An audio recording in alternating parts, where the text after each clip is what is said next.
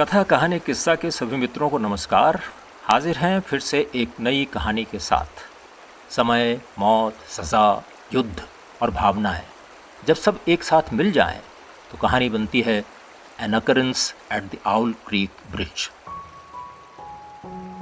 ये कहानी अमेरिका के कथाकार एम्ब्रोस बियर्स ने लिखी है। ये कहानी अंग्रेजी साहित्य की प्रसिद्ध कहानियों में से एक है। पेश है इसी कहानी की हिंदी प्रस्तुति आउल क्रीक पुल का हादसा।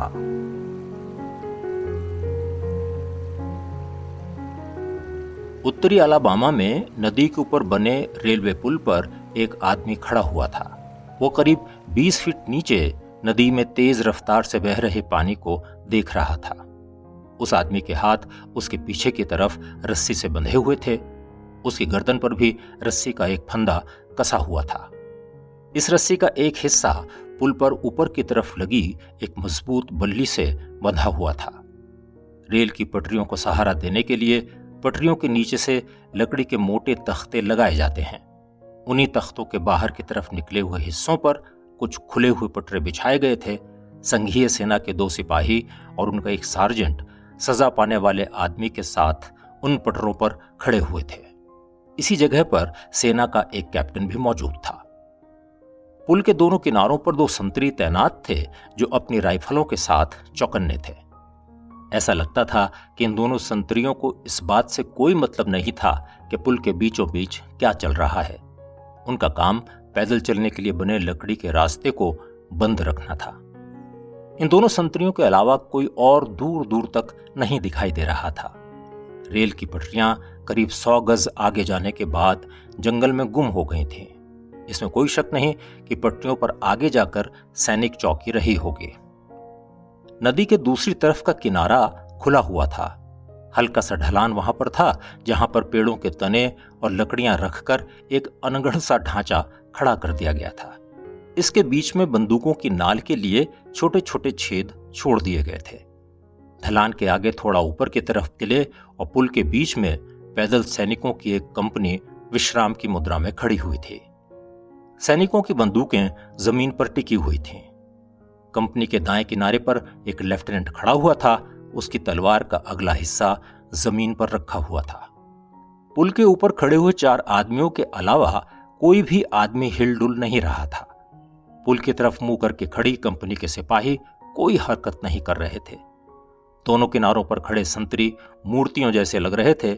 ऐसा मालूम पड़ता था कि उन्हें पुल को सजाने के लिए खड़ा किया गया है। पुल पर खड़ा कैप्टन अपने दोनों हाथ बांधे खड़ा था और अपने हाथों के काम पर नजर रखे हुए था। ऐसा लगता था कि मौत का स्वागत पूरे सम्मान के साथ किया जा रहा था। सेना के शिष्टाचार के हिसाब से मौन और एकदम स्थिर रहना किसी के सम्मान के लिए सबसे जरूरी होते हैं। जिस आदमी को फांसी दी जाने वाली थी वो लगभग 35 साल की उम्र का होगा। देखने में वो ठीक ठाक सामान्य नागरिक लग रहा था और शायद किसान था। छोटा सा कोट पहने इस आदमी ने दाढ़ी मूछें रखी हुई थीं। उसकी आंखें बड़ी और सलेटी रंग की थीं। उसके चेहरे पर जिस तरह का भाव था उसे देखकर नहीं लगता था कि उसे कुछ ही देर में फांसी होने वाली है। जाहिर था कि वो कोई हत्यारा या अपराधी नहीं था, लेकिन सेना के नियम कानून अलग ही होते हैं और वो सीधे सादे आदमियों को भी नहीं बख्शते। औपचारिकताएं पूरी हो चुकी थीं। दोनों सिपाही अलग हट गए थे और जिन पटरों पर वो खड़े थे उन्हें भी एक तरफ रख दिया गया था। सार्जेंट ने कैप्टन को सैल्यूट किया और उसके पीछे की तरफ जाकर खड़ा हो गया। कैप्टन ने भी एक कदम बाहर की तरफ बढ़ाकर अपनी जगह ले ली और अब एक ही पटरा रह गया था जिसके एक कोने पर सार्जेंट और दूसरे कोने पर सजा पाने वाला आदमी खड़ा था। सार्जेंट के पटरे से हटते ही सजा पाने वाला आदमी रेल की पटरी से बाहर निकले हुए 2 तख्तों के बीच से नीचे लटक जाता और उसके गले में फंदा कस जाता। सब कुछ सोच समझ कर किया गया था। सजा पाने वाले व्यक्ति का ना तो चेहरा ही ढका गया था और ना ही उसकी आंखों पर पट्टियां बांधी गई थी। उस आदमी ने अपने पैरों के नीचे लगे पटरे पर नजर डाली और उसके बाद वो नीचे तेजी से बह रहे पानी को देखने लगा। पेड़ की एक डाली नदी के पानी में बहती हुई जा रही थी। उसने अपनी आंखें बंद की और वो अपनी पत्नी और बच्चों के बारे में सोचने लगा। नदी के पानी में पड़ने वाली सुबह की किरणों ने उसके पानी को सुनहरा बना दिया था।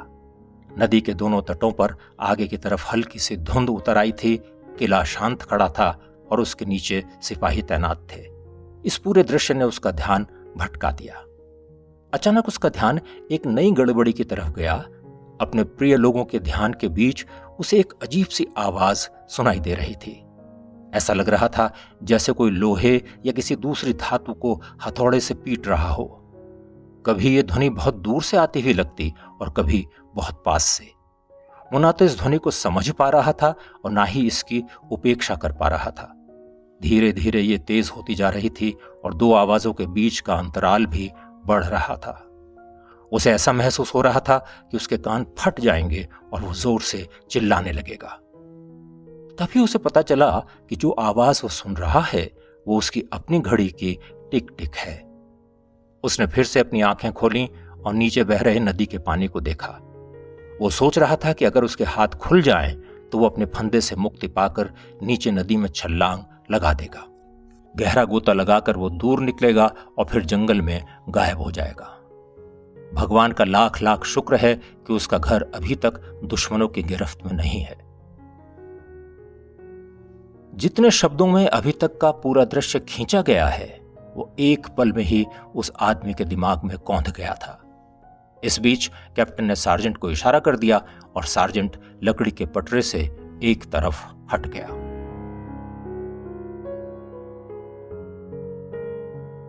पैटन फार्कुआर अलाबामा के एक धनी और मशहूर किसान परिवार का सदस्य था। उसके पास गुलाम थे और इस कारण अन्य गुलाम रखने वालों की तरह वो भी राजनीति में सक्रिय था। उस क्षेत्र के अन्य लोगों की तरह वो भी अलगाववादी था और पूरी तरह से दक्षिण अमेरिका के हितों का पक्षधर था। कुछ ऐसी परिस्थितियां थीं कि जिनके कारण वो संघीय सेना के खिलाफ युद्ध करने वालों के साथ मिलकर हथियार न उठा सका। फिर भी उसे विश्वास था कि उसे इस बात का मौका जल्द ही मिल जाएगा। लेकिन इस दौरान वो जो कुछ कर सकता था कर रहा था। वो इस बात में विश्वास रखता था कि युद्ध और मोहब्बत में सब कुछ जायज है। एक शाम जब फार्कुआर और उसकी पत्नी अपने घर के आगे बैठे हुए थे, सलेटी रंग की वर्दी पहने एक सिपाही उधर से गुजरा। उसकी वर्दी बता रही थी कि वह संघीय सेना के खिलाफ लड़ रहे दक्षिणी सैनिकों में से था। उसने पीने के लिए पानी मांगा। फार्कुआर ने सोचा कि जब तक उसकी पत्नी पानी लेकर आती है वो सिपाही के साथ सीमा पर चल रही लड़ाई के बारे में बातचीत कर ले। सिपाही बता रहा था कि संघीय सेना आउल क्रीक पुल तक पहुंच गई है और रेल लाइन की मरम्मत में लगी हुई है। नदी के उत्तरी किनारे पर उसने अपना ठिकाना बना भी लिया है। सिपाही कह रहा था कि उसने वो ऑर्डर देखा है जिसमें लिखा था कि अगर कोई भी नागरिक सेना के काम में बाधा डालेगा तो उसे तुरंत बिना किसी सुनवाई के फांसी पर चढ़ा दिया जाएगा। फार्कुआर जानना चाहता था कि पुल की सुरक्षा की क्या व्यवस्था है। सिपाही ने बताया कि पुल से करीब आधा मील पहले एक छोटी सी चौकी है और पुल की शुरुआत में ही एक संतरी खड़ा है। फार्कुआर ने मुस्कुराते हुए सिपाही से पूछा, मान लो कोई सिविलियन या स्वयंसेवक चौकी और संतरी से छिपकर पुल तक पहुंच जाए तो क्या गड़बड़ी कर सकता है? सिपाही ने बताया कि वो करीब 1 महीना पहले उधर गया था और उसने देखा था कि पानी में बहकर आई लकड़ियां पुल के नीचे जमा हो गई हैं। पुल को सहारा देने वाले लकड़ी के ढांचे के नीचे ही इन लकड़ियों का अंबार लग गया है। ये एकदम सूखी हुई हैं और एक दिया सलाई दिखाते ही सब कुछ भस्म हो जाएगा। फार्कुआर की पत्नी पानी ले आई थी। सिपाही ने पानी पिया और उनको धन्यवाद दिया। लगभग 1 घंटे बाद ही वो सिपाही उत्तर की तरफ जाता हुआ दिखाई दिया। सलेटी वर्दी में वास्तव में वो संघीय सेना का ही सिपाही था। पैटन फार्कुआर सीधा नीचे बहते हुए पानी में गिरा। वो अपने होश खो चुका था और मरा हुआ लग रहा था। अचानक उसकी बेहोशी टूटी तो उसे लगा कि वो बहुत लंबे समय तक इस हालत में था। उसे अपने गले पर बहुत तेज दबाव महसूस हुआ और उसका दम घुट रहा था। उसके गले से पैदा हो रहा दर्द और तनाव उसके सारे शरीर में फैल रहा था। उसे ऐसा लग रहा था कि दर्द की आग लहर की तरह उसके अस्तित्व को झुलसा रही है। उसके दिमाग में किसी भी तरह का कोई विचार नहीं था। उसके सोचने समझने की क्षमता खत्म हो गई थी और अब वो केवल महसूस कर पा रहा था। अचानक उसे रोशनी ऊपर की तरफ जाती हुई महसूस हुई और उसके बाद केवल अंधेरा और तेज ठंडक ही बचे रह गए। सोचने की क्षमता धीरे धीरे वापस आ रही थी और वो समझ गया था कि रस्सी टूट गई और वो नदी में गिर पड़ा। गले में पड़ा फंदा अभी भी कसा हुआ था, पर इस कारण उसके फेफड़ों में पानी नहीं जा पा रहा था। उसने आंखें खोली तो पानी के ऊपर कहीं दूर उसे रोशनी की झिलमिलाहट दिखाई दी। वो अभी भी नदी में नीचे की तरफ जा रहा था और रोशनी फीकी पड़ती जा रही थी। फिर वो रोशनी तेज और बड़ी होने लगी। वो समझ गया कि वो फिर से ऊपर की तरफ जा रहा है। वो सोच रहा था कि फांसी पर लटकना या फिर पानी में डूबकर मर जाना बेहतर है, लेकिन बंदूक की गोली खाकर वो बिल्कुल मरना नहीं चाहता था। उसे अचानक अपनी कलाई में तेज दर्द महसूस हुआ और वो जान गया कि वो कलाई पर बंधी हुई रस्सी से छुटकारा पाने का प्रयास कर रहा है। उसने इस तरफ पूरा ध्यान दिया और पूरी ताकत लगाकर रस्सी को खोल दिया। उसने अपने खुले हुए हाथों को गले में पड़े हुए फांसी के फंदे को खोलने के लिए निर्देश दिए। उसके दिमाग में जैसे आग भर गई थी। उसका दिल तेजी से धड़क रहा था और मुंह के रास्ते बाहर आना चाहता था, लेकिन उसके हाथ उसका हुक्म नहीं मान रहे थे। लगातार पानी को नीचे की तरफ धकेलते हुए उसके हाथ उसे ऊपर की तरफ ले जा रहे थे। अचानक उसे महसूस हुआ कि उसका सिर पानी से बाहर निकल आया है। सूरज की रोशनी से उसकी आंखें चौंधिया गईं, उसकी छाती फूल गई और उसके फेफड़ों में ताजी हवा ने प्रवेश किया। अब तक वो पूरी तरह से अपने शरीर पर काबू पा चुका था। उसके शरीर में छिपी किसी शक्ति ने फिर से पूरे शरीर को जीवित कर दिया। उसे अपने चेहरे पर पानी की तरंगें महसूस हुईं। उसे दूर जंगल के पेड़ दिखाई दिए। पेड़ों पर लगी पत्तियां, पत्तियों की नसें, चिड़िया और मकड़ी के जाले भी उसे दिखाई दे रहे थे। उसे घास पर पड़ी ओस भी दिखाई दे रही थी और छोटे छोटे कीड़ों की आवाज भी उसे सुनाई दे रही थी। उसे ऐसा लग रहा था कि वो केंद्र में है और उसके चारों तरफ जंगल, पुल पर खड़े सैनिक, किला, ढलान और नदी हैं। तभी उसने देखा कि सिपाहियों ने उसकी तरफ इशारा किया और अपनी बंदूकें संभाली। कैप्टन ने अपनी पिस्तौल निकाल ली। उसे अपने सिर के कुछ ही इंच की दूरी पर तेजी से पानी में समाती हुई किसी चीज का एहसास हुआ। फिर दूसरी तरफ भी ऐसा ही हुआ। उसने गर्दन घुमाकर देखा तो एक सिपाही की बंदूक की नाल से निकलता हुआ धुआं उसे दिखाई दिया। उसे पुल के ऊपर और ढलान पर खड़े सैनिकों की आवाजें सुनाई देने लगी थीं। उसे सिपाहियों को दिया जा रहा आदेश साफ साफ सुनाई दे रहा था। जवानों, हथियार उठाओ, निशाना लगाओ, फायर। फारकुआर ने फिर से पानी में डुबकी लगाई और जितना नीचे जा सकता था उतना नीचे जाने की कोशिश की। उसे पानी के अंदर तेजी से आती गोलियां दिखाई दे रही थीं। कुछ देर बाद उसने फिर से सांस लेने के लिए सिर पानी से बाहर निकाला तो पाया कि वो खतरे से काफी दूर निकल आया था। पुल के किनारे खड़े संतरियों ने फायर दागे, लेकिन उनका कोई भी प्रभाव नहीं पड़ा। वो अब पूरी ताकत से नदी के बहाव के साथ तैर रहा था और उसका दिमाग तेजी से सोच रहा था। अब की बार ऑफिसर गलती नहीं करेगा। वो सभी सैनिकों को फायर का आदेश दे देगा और उसके लिए इतनी बड़ी संख्या में बरसाई जा रही गोलियों की बौछार से बच पाना मुश्किल होगा। तभी पानी में उससे कुछ ही गज आगे छपाक से कुछ गिरा और उसके बाद एक जबरदस्त धमाका हुआ। पूरी नदी इस धमाके से दहल उठी। पानी की लहर ऊपर की तरफ उठी और उसके ऊपर गिरी। वो समझ गया कि सैनिक अब तोप का सहारा ले रहे हैं। उसे पुल की तरफ से आती गोलियों की आवाज भी सुनाई दे रही थी। तभी वो पानी में गोल गोल घूमने लगा।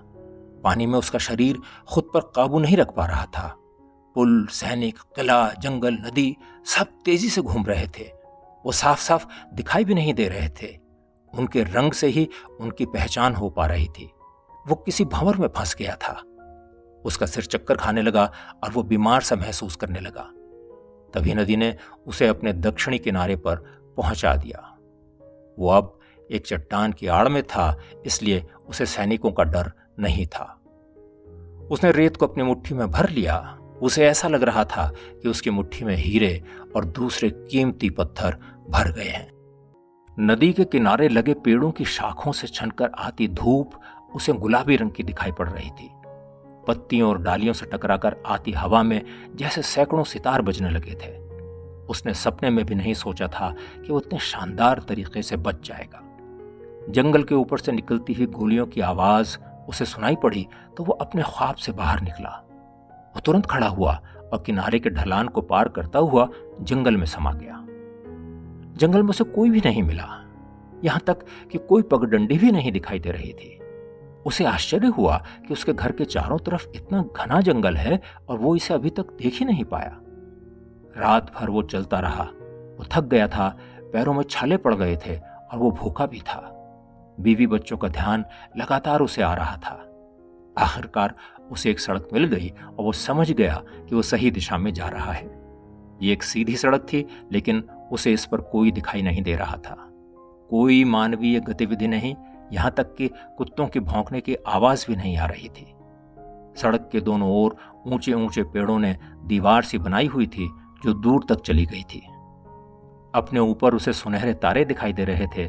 सड़क के दोनों तरफ से आती हुई पत्तियों की सरसराहट उसे ऐसी लग रही थी जैसे किसी अनजान भाषा में बात की जा रही हो। उसके गले में बहुत दर्द हो रहा था। वो जानता था कि रस्सी ने काला निशान छोड़ दिया होगा और सूजन भी आ गई होगी। उसकी आंखें छोटी छोटी हो गई थीं और वो चाहकर भी उन्हें बंद नहीं कर पा रहा था। प्यास से उसकी जीभ सूख गई थी और उसने अपने दांतों के बीच से उसे हवा में निकालकर ठंडा करना चाहा। पैरों के नीचे सड़क उसे बहुत मुलायम लग रही थी।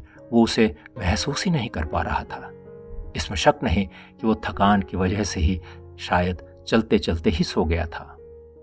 तभी उसे सामने अपने घर का गेट दिखाई दिया। सुबह की धूप में पूरा घर चमक रहा था। गेट खोलकर वो जैसे ही घर की तरफ बढ़ा, उसे अपने पत्नी के कपड़ों की सरसराहट महसूस हुई। उसने देखा कि उसकी सुंदर पत्नी वरांडे से उतरकर उसकी तरफ ही आ रही थी। सबसे नीचे वाली सीढ़ी पर रुककर वो उसको देखने लगी। उसके मुस्कुराहट में आनंद, प्रेम और उल्लास देखा जा सकता था। ओह, कितनी खूबसूरत है। वो अपनी बाहें फैलाए अपनी पत्नी की तरफ बढ़ा। वो अपनी पत्नी का हाथ पकड़ने ही वाला था कि उसे अपने गर्दन के पीछे की तरफ जोर का आघात महसूस हुआ। आंखों के आगे एकदम चौंधिया देने वाली रोशनी आ गई और उसके बाद केवल अंधेरा ही रह गया। पैटन फार्कुआर मर चुका था। उसकी टूटी हुई गर्दन पर रस्सा कसा हुआ था। उसका मृत शरीर आउल क्रीक पुल पर फंदे के सहारे लटका हुआ इधर उधर झूल रहा था।